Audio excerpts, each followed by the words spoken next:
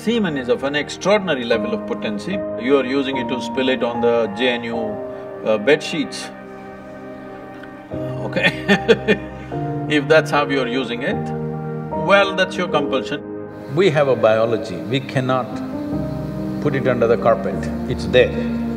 Body has its needs, as there is physical hunger, so there is sexuality, but to what extent is your choice. So in the yogic culture, this is called as virya. It is one of the most potent things. Obviously, it has a potency if you know how to explore.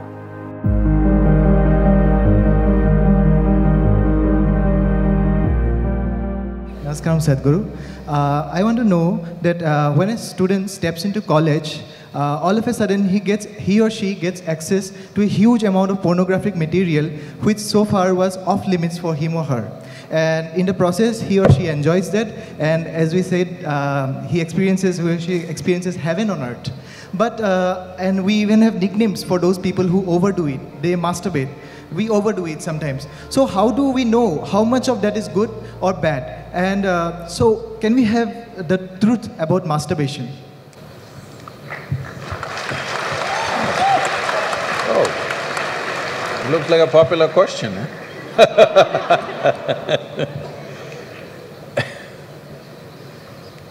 See, we have a biology, we cannot put it under the carpet, it's there.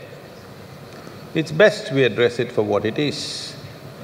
But right now the problem in the world is, because certain religious institutions in the world took this attitude that the very biology of the human being is wrong, because of this, culture started hiding it under the carpet.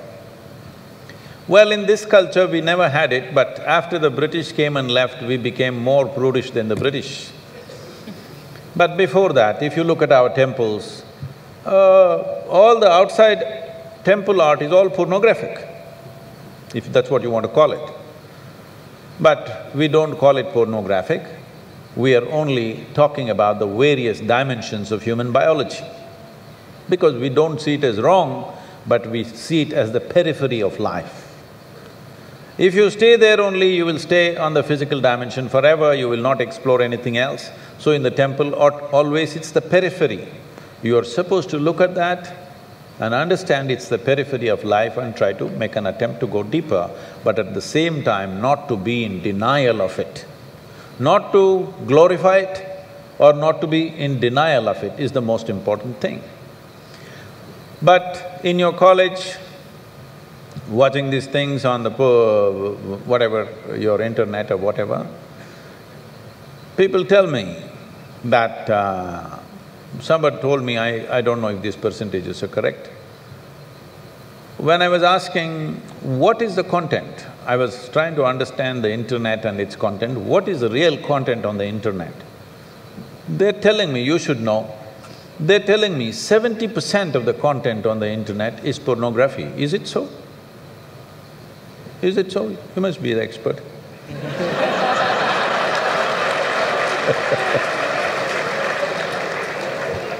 Is somebody doing PhD on it?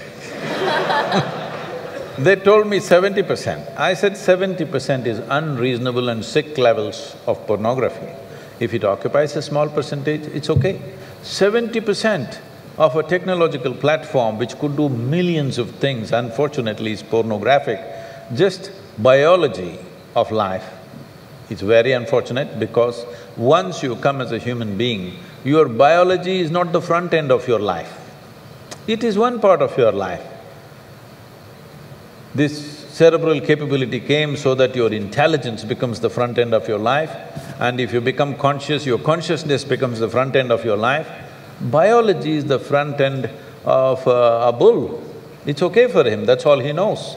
But biology should not be the front end of a human life. It is part of our life. We are not denying it. So, at a certain stage in your life, it's like this. A 95-year-old man went for a medical checkup with his doctor. The doctor did a thorough checkup and said, "Hey, old boy, you're doing great for 95, no problem with you." Then the old man asked, "Doctor, but what about my sex life?" Then the doctor looked at him and asked, thinking about it or talking about it?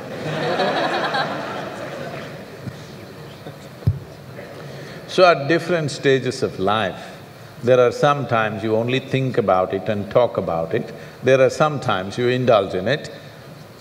These are passing phases of life. How much of it is needed for you, you are the best judge. But at the same time, you came here not to explore your biology. At least you should have gone to MSc in biology. You shouldn't be wasting your time in a technological institute exploring biology. Does it mean to say you don't have biology, you don't have biological needs? You have, it's fine, but it must be on the periphery. It should not become the core of your life because it will reduce you in the sense. A creature which was purely biological evolved into a place which has an intelligence of its own beyond its biology. See, animal intelligence works for its biology alone. How to get its food, how to get its mate, this is all its entire life is. If human intelligence also functions like that, you are bellying the evolutionary process. You are seeing how to go back, take the evolutionary process backward, not necessary. This does not mean you do not have a body, body has its needs, as there is physical hunger, so there is sexuality. You have to address it in some way, but to what extent is your choice, but definitely it should not be the front end of your life because you're rolling back evolutionary scheme of putting your intelligence and consciousness in the front. Instead of that, you're putting your biology in the front.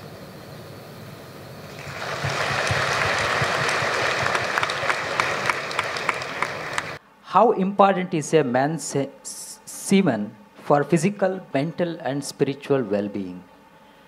Can wasting our semen damage us spiritually?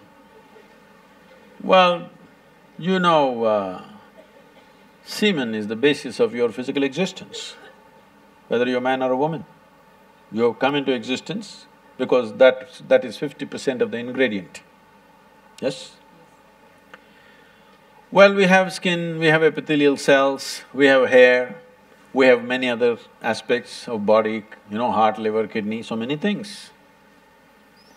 All these cells are of a certain potency in their own way, but semen is of an extraordinary level of potency, it can create a whole new life.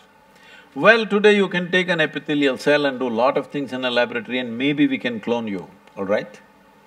So the potential is here also, but it is not in the same dynamics as it is in a cell, which you're referring to as semen. So in the yogic culture, this is called as virya. Virya also refers to what you call as vajra, which means stability, or diamond, which is the hardest thing. So in the human body, virya is considered to be like vajra. That means it is one of the most potent things if you know how to use it. Well, how to use it means you can use it to produce a child, that's one thing.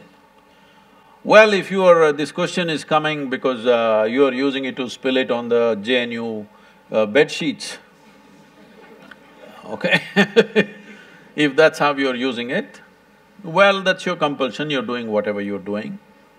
This is not something to be judged morally, that's not the point, it's a question of what is the level of compulsion that one has. But anything in this body, can it be transformed into a different level of function? Absolutely. Not just semen, just everything in this body can be transformed. See, suppose I gave you all soup-making ingredients, same soup-making ingredients to every one of you. Do you believe all of you will produce the same soup? No. You will produce 500 varieties of soups, those same ingredients. That's all that's happened with us right now. All of us are fundamentally same ingredients, but see how different each one of us are. Different soups. Well, if I give you soup-making ingredients, either you can make a great soup or a lousy soup.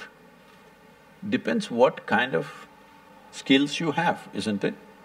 So this goes for everything, not just for semen. Every dimension of your body and your mind, you can transform into something tremendous, or you can make it mediocre, or you can make it a serious problem. Every aspect of your life. That goes for this aspect of life also. This same energy, see, people are making it literal translations, but if you want to produce a certain, let's say epithelial cells, how much energy the body spends on it? And if you want to produce a cell which you call a semen, how much energy body spends is very different. This can be scientifically established. So, when you're investing so much energy in that, obviously it has a potency if you know how to explore. But are you competent to explore? Are you capable of exploring? Do you have the necessary sadhana and guidance to do that? That's a big question mark.